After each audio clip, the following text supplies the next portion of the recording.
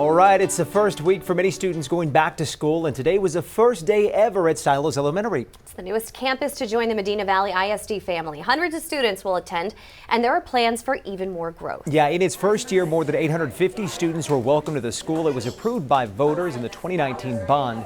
Medina Valley ISD has seen an average of a 10 to 15% increase in enrollment each school year. They hope the new school will help to keep up with the growth in that particular area. In fact, we spoke with district superintendent there about the big day and future plans. Right now we're constructing high school number 2, and that'll open in the fall of 2026, and then also planned in the future is middle school number 3 and then elementaries 7 and 8.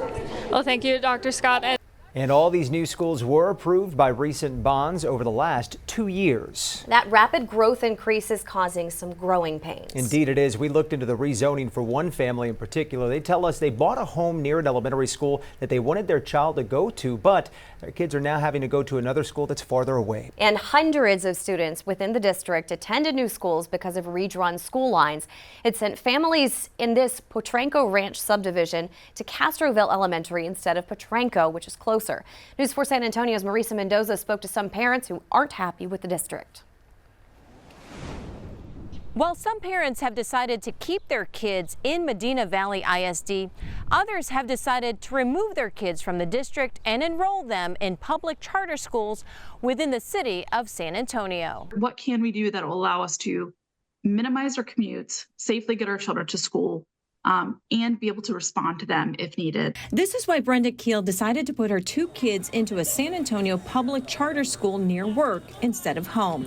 She's one of many families in Medina Valley ISD forced to change schools due to redrawn school lines. The growth has just been tremendous out here, and we've had to do several bonds to keep up with the growth. MVISD says it's the 5th fastest growing school district in the state, but that growth came at a price to Keel and Annalisa Rowland's family. We made the decision to, yes, keep them there for another year. Rowland decided to keep her kids in the district, but will need to complete paperwork each year to ensure they remain at Potranco Elementary. The school is less than 3 miles from the subdivision where both families live. My kids had so much anxiety with this round that I was really hoping, as Brenda mentioned, that they would honor our request to at least compromise. Take a look at this graphic. Growth is projected at 10 to 15% each year in the district. So redrawing school lines most likely won't end anytime soon for parents. That uncertainty is something Keel doesn't want to put her kids through.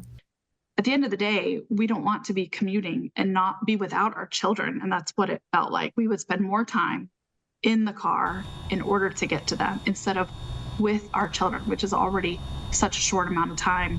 From the far west side, Marisa Mendoza, News 4, San Antonio.